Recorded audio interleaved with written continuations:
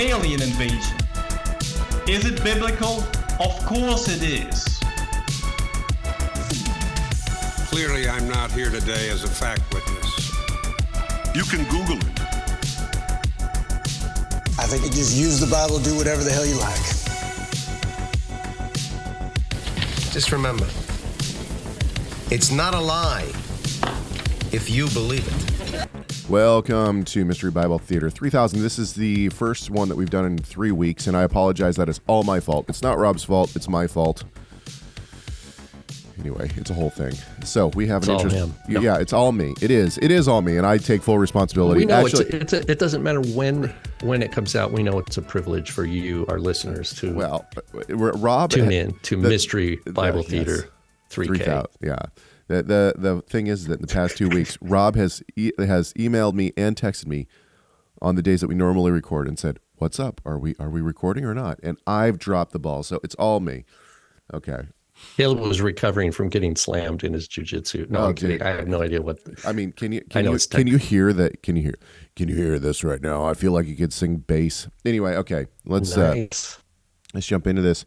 So this is one that was sent to us, and actually, Rob sent it to me as well, and but he's never seen it.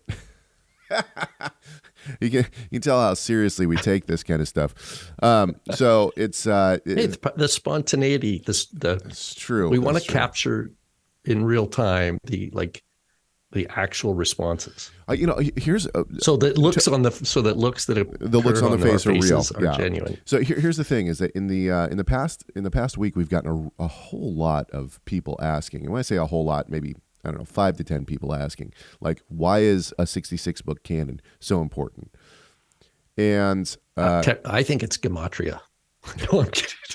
Okay, I'm kidding. Go. Oh wow, we are in the mood for Mystery Bible Theater 3000. No. Here's the thing: is that I think it's important because, and we already talked about this, so I don't understand why. Anyway, it's so important, and it's a hill that I'm willing to die on because we need to know what God has said.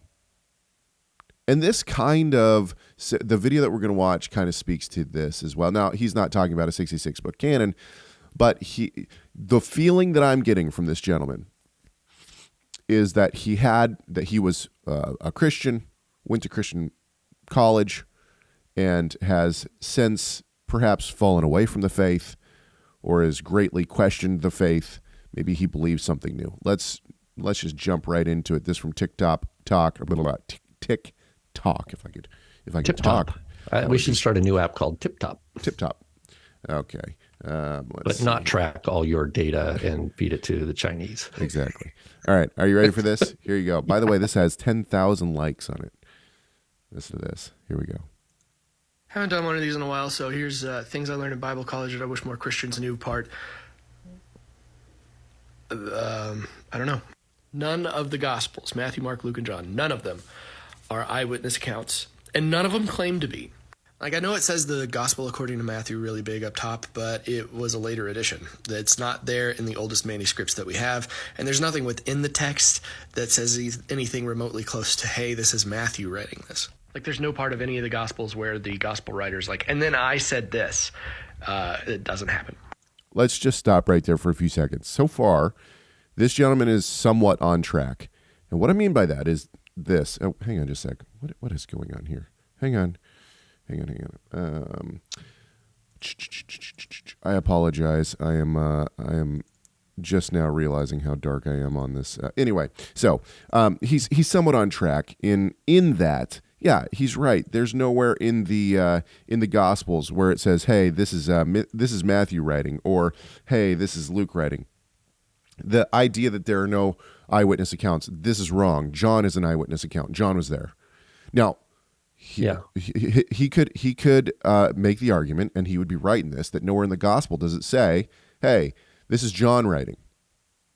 However, with that said, so I'm going to give him half truth on this, and he's right that they aren't. The Gospel according to Matthew is not put up there. That is an insertion. That is not divinely inspired. Now, with that said, I think it's important for us to note that there are clues. that our writers have left behind. And they're good clues. So, for instance, in John, he talks about a beloved apostle, or the apostle that Yeshua loved. Luke gives us some pretty strong. I mean, it is at this point in history, it is pretty much undisputed that Luke wrote the Gospel of Luke. Now, that wasn't a firsthand account. He's right about that. This guy's right about that. So I'll give him half truth on all this. Let's keep going. Did you want to jump in and say anything there? Yeah. Well, he's bringing this idea of eyewitness account as a value. Right. That it's like a lens that he's going to say, okay, I have this idea, and you could take this to, it doesn't have to be to the Bible. It could be to anything. Right. Is this account I'm reading about this, whatever historical event, Revolutionary War, Lincoln at Gettysburg, who shot JFK, you could read it. It's like, okay, is this account an eyewitness account? And then I go to that text and I read it, and that this is an eyewitness account. Then maybe in a legal scenario, let's say there's a police officer who has inquired and written an account of a witness, and then that he signs off on this, and they say, okay, this is now admissible evidence in court. Okay, maybe he's got this kind of idea. But what's important is, like, what is the relative value of that claim? And there's an excellent book that I would recommend by Richard Bauckham. It's called Jesus and the Eyewitnesses. And it's about 10 years old now. It's, I think, in its second, maybe even third edition. It has been received as a monster important work on the validity of the accounts in the Gospels. And like Luke says, Caleb, you're so right to talk about Luke. Luke tells his methodology right up front. Yeah. He's like, I went and I interviewed a whole bunch of eyewitnesses, and this is the account. Yeah. The idea that we need to say that the Yeshua's disciples were sitting there like watching and writing, that's not an expectation that the Bible gives us to have. Right. And it's not reasonable for us to imagine that they're walking around each writing all these different things, And besides, Mark is writing. Mark learned from Paul and Luke, it seems. It's interesting because Luke actually says in Acts, right? He talks in Acts about the fact that Paul and Mark have this disagreement, and then Mark leaves, right? He goes his own way. And it is presumed by many scholars that what Mark does at that point, when he leaves Paul, is that he goes and he writes his gospel. Here it is. It's Erdman's. It's its second edition. It's called Jesus and the Eyewitnesses, hardcover, published in 2017. $53, but it's 704 pages. N.T. Wright, James Dunn, Graham Stanton all say this is super important work. So I wonder if this guy read this book in seminary. I don't think he said seminary. He said Bible college. Or Bible college. I doubt he read Richard Bauckham, Jesus and the Eyewitnesses. And this is one of, there are other books by scholars who take the Bible seriously, who address the question of what is the proper genre when we read the gospel? What are the assumptions what are the correct assumptions that a reader should have of the gospel? So this is not where he goes off the rails. Okay. I mean, so far I'd give this guy half truth here. But I think he's trying to present this as like shocker. Like, oh man, this is like people went around thinking this was, that's what I mean. The idea that people are like following somebody around writing everything. He's going to take this now. That's not the way the culture worked. That's not the way the itinerant rabbi with his disciples, it's just not the way it worked. By the way, this, okay. So anyway, so this is where he's going to go off the rails. Which, if you think about it, would make sense, because part of Matthew, Mark, Luke, and John's story is that all of their educations were incomplete. So maybe they were literate, maybe they were semi-literate, but they definitely didn't know Greek, which is the language that the Gospels were written in.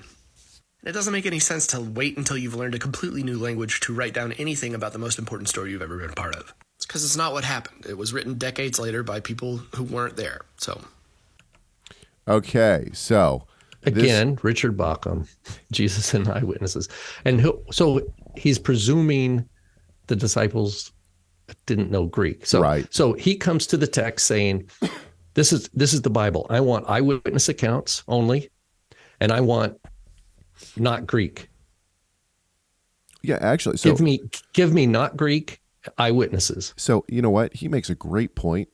If the Gospels are actually written, or like he makes a great point if the apostles never spoke Greek. And this is one of the reasons that Rob and I they went and learned a new language. Yeah, and this is one of the reasons that Rob and I have railed so hard against the idea of Hebrew primacy. It's ridiculous to think that the apostles didn't speak Greek and that Yeshua didn't speak Greek. Now, did they speak Hebrew? Yes, I believe they did. Did they speak Aramaic? Yeah, probably. Were the apostles uneducated? Yeah, formally uneducated, like Paul is educated? Probably. Does that mean that they weren't trilingual? No. It means that here's the thing. They probably were trilingual. The Greek of the Gospels is simple. Right. It's just simple Greek. The epistle of 1 John is usually tackled by the end of first year Greek students. They're able to read the epistle of 1 John because it's pure, simple. Now, Luke, on the other hand, sticks out because Luke uses technical and more sophisticated Greek. So the idea that this guy is just placing Greek like as one brushstroke is ignorant and not informed by the fact that the Greek of different authors is very different. It's like different terrain. It's like you have to learn, like in our Greek reading class, we read through the Epistle of James this year, and James is a completely different tone and it's much more rugged and a lot of words that occur only there than compared to like Paul or the Gospel of John. I mean, or the Epistle of Hebrews. I agree completely with what you're saying. However, this is a false. Not only is it a false claim, but it's a false misunderstanding. And I think a lot of people just think, oh, they were Jewish, so they spoke Hebrew. That would be like saying, oh, the Jews in America are Jewish, so they must speak Hebrew. That's their first language. Does this guy make that? Does he decide between Hebrew and Aramaic what he thinks it should be? No, he said that you heard the whole thing. That was the whole. He just said not Greek. Yeah, exactly. But when we hear, like, we'll make videos like this and we'll talk about Hebrew primacy, and then we get this influx of 4 or 5 people who are convinced of Hebrew or Aramaic primacy, and they'll tell us how wrong we are, but ultimately this dude's claim is pretty accurate. If the apostles didn't speak Greek, I mean, that's the unfortunate reality. If they weren't writing, so what it does, it undermines. So then people who are more committed to the idea, if I'm more committed to the idea that all the apostles wrote in something in non-Greek, or that they learned from Jesus in non-Greek, and I'm committed to the idea that I need if you're going to tell me about Jesus, I want a first-hand account. Right. If I come with those two things, the Bible says I don't have anything for you. Right. Yeah. As a matter of fact, there's nothing for you in the world. Because if you want to affirm non-Greek direct witness of someone following Jesus around, writing things down, you have nothing. You have no reason to even trust in Yeshua because you have nothing. There is no person who preserved such a claim that is ever even a reality in history. So if that is your faith claim, that Jesus taught his disciples in non-Greek and that there were eyewitnesses that wrote it down in non-Greek, and that's no longer existed. It means that Yeshua did not provide for the providential insurance that his teachings would remain in the world, and they're gone. Unless you want to say, oh, send me money, and because I'm doing treasure digs in Israel to find this hidden cave that has all of Jesus's original eyewitness teachings in non-Greek. Like, you know what I mean? That you have no faith. You have no claim. There is no claim in the world of Yeshua and his resurrection, apart from what we have. I think you're right. I think that this guy doesn't have faith. I think that's kind of the point. Yeah. All right. Well, I hope that clears some things up. All right. So he's judging the Bible by a commitment to external presuppositions, and the two core he's building presuppositions that he's going to judge the Bible by is it has. I want eyewitness account, A, and B, I want non-Greek. And if you can't give me those, then the whole Bible is dismissible on that alone. I think that what he's doing is what so many people who have either lost their faith or don't have faith do, which is they build up a straw man, and then try to topple it down and try to convince as many people as possible. And then they don't have to look at their sin. Yeah, of course.